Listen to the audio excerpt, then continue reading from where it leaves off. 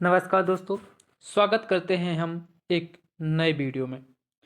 दोस्तों, आज हम कुछ इम्पोर्टेंट प्रीवियस के जीके एंड जीएस के क्वेश्चन लाए हैं जो आपके एग्जाम के लिए काफ़ी इम्पोर्टेंट होंगे। और अगर आप SSC GD, railway police, group D और दिल्ली पुलिस की तैयारी कर रहे हैं दोस्तों, तो यह जो मैं वीडियो बनाऊंगा जो जीके जीएस के, यह काफ़ी इम्पोर्टेंट होंगे क्योंकि इसमें सारे क्वेश्चन दोस्तों प्रीवियस से निकाले हुए क्वेश्चन है और उनकी डिटेल के भी है। ठीक है, तो क्वेश्चन के साथ डिटेल भी है दोस्तों, तो जो आपके लिए काफ़ी इम्पोर्टेंट होंगे।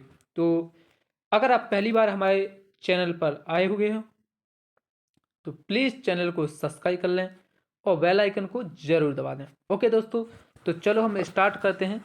और काफ़ी इंपॉर्टेंट क्वेश्चन है दोस्तों, मेरे नोट्स के क्वेश्चन है इसमें, जो कि मैं प्रीवियस क्वेश्चन लगाता हूँ तो उससे जो मुझको अच्छे क्वेश्चन मिलते हैं तो मैं उसके बारे में अपने नोट्स में लिख लेता हूँ ताकि आपके लिए काफ़ी हेल्पफुल हो। ठीक है, चलो स्टार्ट करते हैं दोस्तों।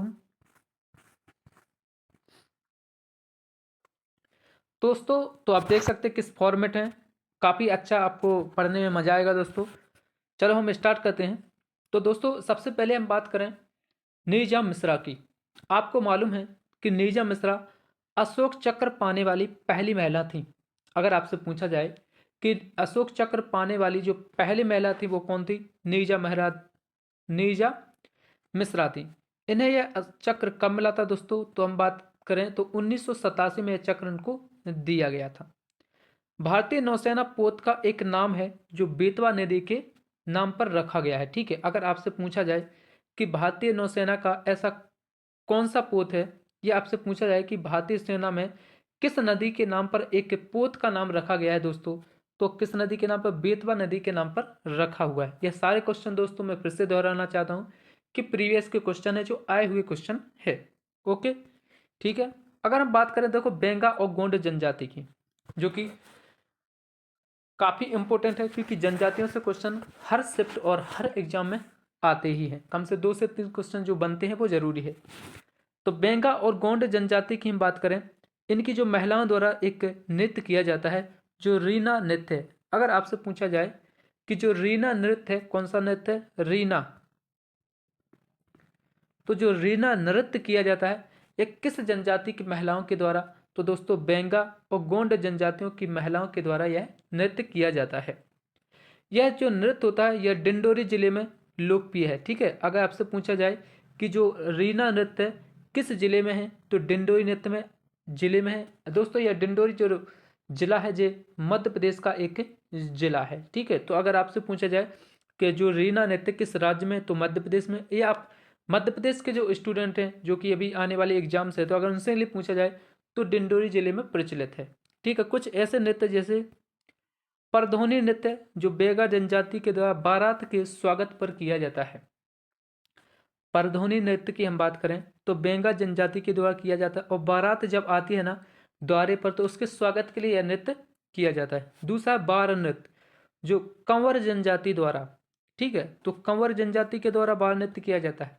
सबसे ज्यादा पूछा जाता है गोंचो नृत्य किस जनजाति के द्वारा किया जाता है दोस्तों, तो देखो गोंचो नृत्य की अगर हम बात करें तो यह किस गोंड जनजाति के द्वारा किया जाता है। एक आता है चटकोरा नृत्य, जो चटकोरा नृत्य होता है किसका, कोरकू जनजाति के द्वारा किया जाता है। और एक है लहंगी जो केजर और बंजारों के द्वारा किया जाता है।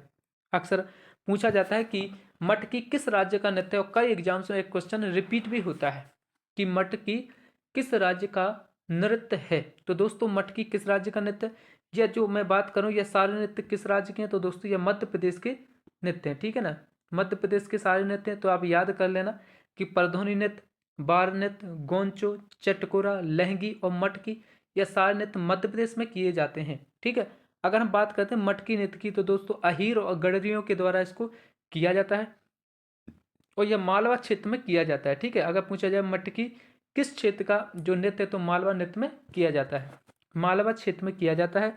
और सारे दोस्तों मध्य प्रदेश के, एक बार और फिर बोल रहा हूँ ताकि यह क्वेश्चन देखो आते हैं रिपीट से मैं बोल रहा हूँ, तो आप प्लीज़ इनको, अगर वीडियो एक बार समझ में ना आए तो दूसरी बार भी आप देख सकते हो। ठीक है, देखो एक क्वेश्चन आया था कि एसआर महान जो पावर प्लांट है कहाँ पर है, दोस्तों यह मध्य प्रदेश का क्वेश्चन है, तो ये आया था कहाँ पर, सिंगरौली में।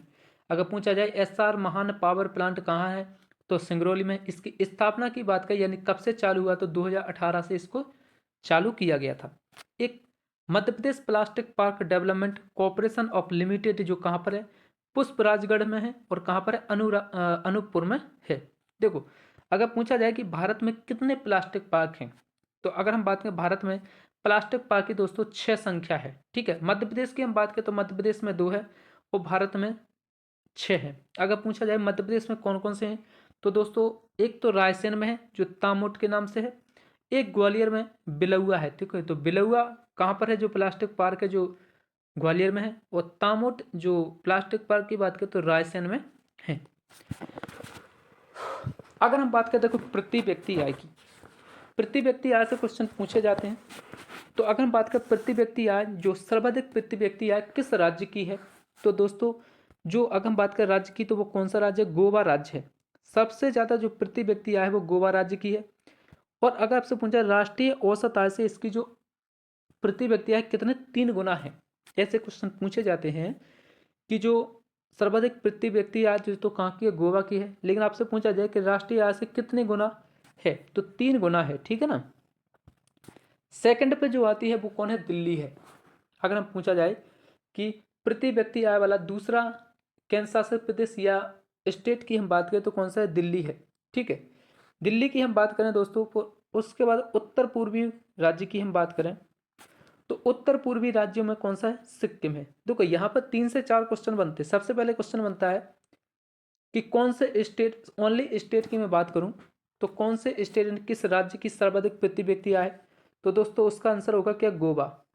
लेकिन आपसे पूछा जाए कि सर्वाधिक प्रति व्यक्ति आय वाला केंद्र शासित प्रदेश यूटी की हम बात करें तो कौन सा होगा, दिल्ली होगा, ठीक है। और अगर आपसे पूछा जाए कि प्रति व्यक्ति आय वाला उत्तर पूर्वी राज्य, ठीक है, अगर आपसे पूछा जाए उत्तर पूर्वी राज्य की दोस्तों तो कौन सा है, सिक्किम है, ठीक है ना। पहले पे कौन सा आता है, गोवा, दूसरे पे दिल्ली आती है, और तीसरे पे कौन आता है, सिक्किम आता है, अगर ओवरऑल की बात करें तो, ठीक है। तो यहाँ से 4 प्रकार के क्वेश्चन बनते हैं, ठीक है। अगला है हम बात करें, देखो एक क्वेश्चन है कि टाइम बैंक की अवधारणा वाला जो पहला स्टेट है, यानी कौन सा राज्य जिसने टाइम बैंक की अवधारणा रखी थी, तो दोस्तों इसका सही आंसर क्या है, मध्य प्रदेश है, ठीक है।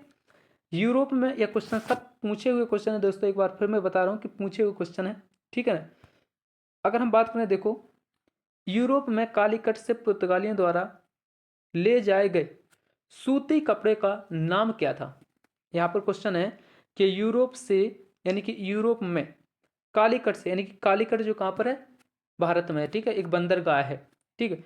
तो कालीकट से यूरोप में पुर्तगालियों द्वारा ले जाए गए सूती कपड़े का नाम क्या है दोस्तों, तो इसका जो सही आंसर वो क्या है, कैलिको है, ठीक है। क्या है, कैलिको, कैलिको, तो इसका नाम क्या है, कैलिको है, ठीक है। देखो अगर हम बात करें भारत 1750 की हम बात करें तो दशक में, 1750 के दशक में जो भारत था ना, सूती कपड़ों का विश्व में सबसे बड़ा उत्पादक था, ठीक है। अगर हम बात करें देखो मनुष्यों की, तो मनुष्यों में जो पसलियां हैं दोस्तों किससे जुड़ी होती है, ऑप्शन आया था डायरेक्ट ऐसा था कि मनुष्यों में जो पसलियां हैं डॉट डॉट डॉट किससे जुड़ी हैं, तो इसका सही आंसर क्या, उरास्थि से जुड़ी रहती हैं, ठीक है ना। बैरोमीटर का जो आविष्कार किसने किया था, ई टॉर्सिलेसी ने किया था, कब किया था, 1843 में, ठीक है। ई टॉर्ली टॉर्रिसेली, ठीक है। बैरोमीटर का जो आविष्कार किया था ई टॉर्सिलेसी ने किया था, ठीक है ना। वो थोड़ा नाम बोलते नहीं बन रहा है। गंधार कला यानी कि किस कला को बुद्धिस्ट कला कहा जाता है, क्वेश्चन आया था कि किस कला को बुद्धिस्ट कला कहा जाता है, तो किसको कहा जाता है, गंधार कला का। एक पुस्तक है आ बैंड इन द रिवर पुस्तक, दोस्तों आ बैंड इन द रिवर पुस्तक के जो लेखक हैं वह कौन है, BS नायपाल की पुस्तक है, काफी प्रसिद्ध पुस्तक है दोस्तों, और एग्जाम्स में कई बार यह पुस्तक आ चुकी है, तो कृपया इसको याद कर लेना। आ बैंड इन द रिवर किसकी है, BS नायपाल की। अगर हम बात करें देखो अफ्रीकी परमाणु हथियार मुक्त क्षेत्र संधि को क्या कहा जाता है, एक क्वेश्चन था कि अफ्रीकी परमाणु हथियार मुक्त क्षेत्र संधि को क्या कहा जाता है दोस्तों, पहली डंबा संधि कहा जाता है, ठीक है। कौन सा, पहली डंबा की संधि।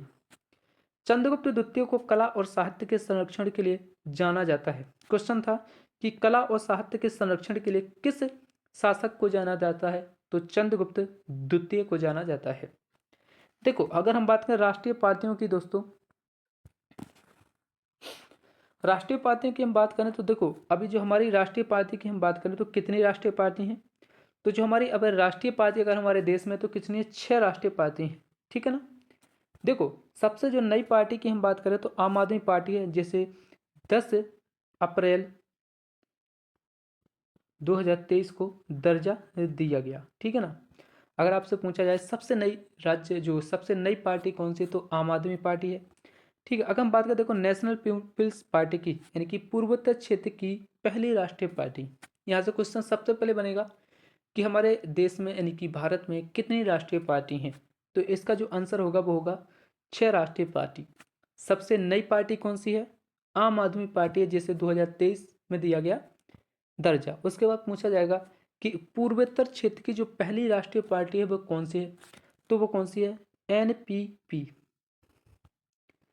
एनपीपी यानी कि नेशनल पीपल्स पार्टी है, ठीक है, जिसको 2017 में 19 में दर्जा दिया गया, ठीक है। कब दिया गया, 7 जून 2019, तो इसको दर्जा दिया गया था 7 जून 2019 को इसको दर्जा दिया गया।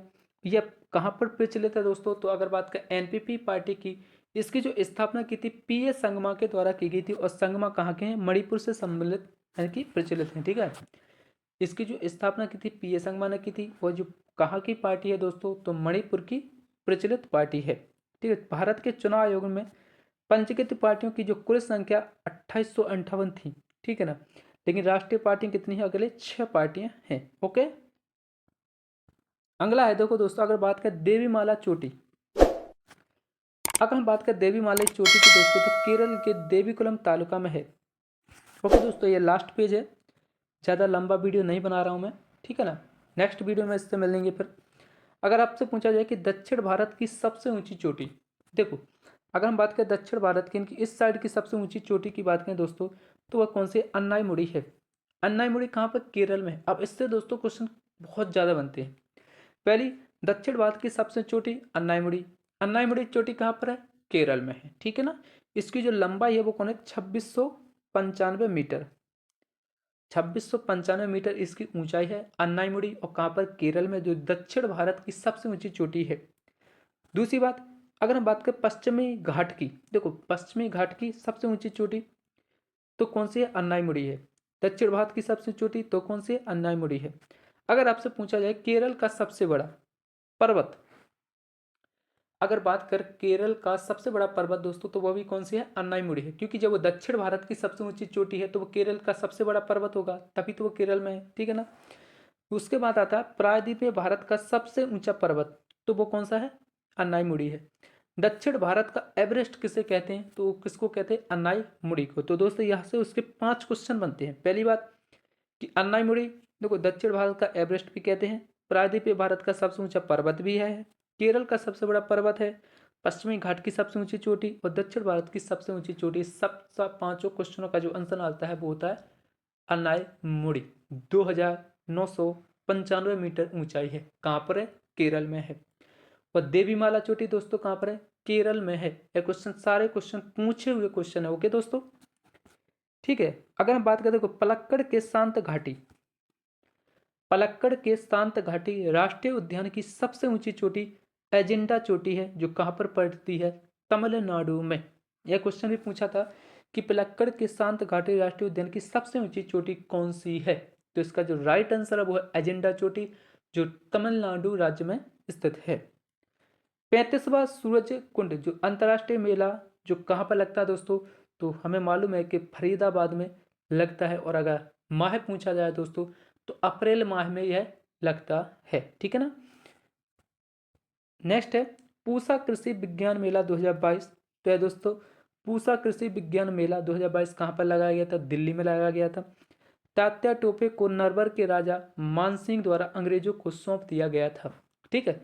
अगर आप पूछा जाए कि तात्या टोपे को अंग्रेजों को मतलब टाप जो बात करें तात्या टोपे को किसके द्वारा अंग्रेजों को सौंप दिया गया था, तो जो नरवर के राजा थे कौन थे, मानसिंह, उनके द्वारा इनको सौंप दिया गया था, ठीक है, पकड़ वाले।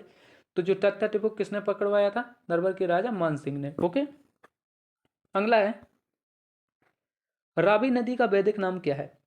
देखो, रावी नदी की हम बात करें तो रावी नदी का जो वैदिक नाम है वो इरावती नदी या फिर परशुनी नदी है, ठीक है ना। रावी नदी का जो वैदिक नाम की बात करें, जो वेदों के अनुसार जो इसका नाम रखा गया वो रखा गया इरावती नदी या फिर परशुनी नदी। इसकी जो सहायक नदी है सेहावा और उज इसकी सहायक नदी है। तो यह क्वेश्चन भी पूछा था कि सेहावा और उज किसकी सहायक नदी है? तो रावी नदी की है। रंजीत सागर बांध, अक्सर पूछा जाता है कि रंजीत सागर बांध कहाँ पर है। देखो, रंजीत सागर बांध रावी नदी पे, रा से रंजीत और रा से रावी, ठीक है, इस तरह से याद कर सकते हैं अपन। उसके बाद यमुना नदी का नाम है वो क्या है? कालिंदी है। तो यमुना नदी का जो पौराणिक नाम यानी कि बात का वैदिक नाम कौन सा है? कालिंदी है। और रावी नदी का क्या है? परशुनी या इरावती नदी है। 1800 अगर हम बात करें 1021 में महमूद गजनी के नेतृत्व वाली सेना द्वारा ग्वालियर पर आक्रमण किया गया। क्वेश्चन है कि महमूद गजनी ने ग्वालियर पर जो आक्रमण किया था वो कब किया था?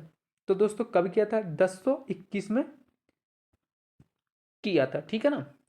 उसके बाद क्वेश्चन दोस्तों यह सबसे लास्ट पेज है। तो अगर बात करते हैं Modi incredible emergence of the star, यह पुस्तक किसने लिखी? तरुण विजय ने लिखी है। किसने लिखी? तरुण विजय। तो तरुण विजय के द्वारा यह पुस्तक लिखी है। कौन सी? Modi incredible emergence of star. ये क्वेश्चन आता है एग्जाम वॉरियर्स, सबसे ज्यादा पूछी जाती है मोदी जी की पुस्तक। एग्जाम वॉरियर्स के लेखक कौन है? नरेंद्र मोदी जी है। एक है a journey poems by Narendra Modi, a journey poems by Narendra Modi के जो लेखक हैं वो रविमंथ है। और Narendra Modi a political biography के जो है एंडी मरीनो है, ठीक है ना। तो ये चारों पुस्तक दोस्तों काफ़ी इंपॉर्टेंट हैं, तो आप इनको भी याद कर लेना। बाकी आपको यह वीडियो कैसा लगा है तो प्लीज़ वीडियो में कमेंट करके ज़रूर बताएं कि यह क्वेश्चन कितने अच्छे हैं और आपको हाँ अच्छा लगा हो कि हाँ इस क्वेश्चनों में दम है दोस्तों। तो प्लीज़ चैनल को सब्सक्राइब कर लेना और बेल आइकन जरूर दबा देना। और दोस्तों हाँ, इसको शेयर करना मत भूलना। और दूसरा काम, लाइक जरूर कर देना, क्योंकि लाइक से हमें मोटिवेशन मिलता है और कमेंट से हमको उस चीज़ को प्रेरित करने के लिए हम और मतलब आगे बढ़ते हैं कि हाँ भाई अब हमको सपोर्ट मिल रहा है तो हम और उनको ऐसे वीडियो उपलब्ध कराएं। ओके दोस्तों, वीडियो देखने के लिए आप सबका बहुत बहुत धन्यवाद।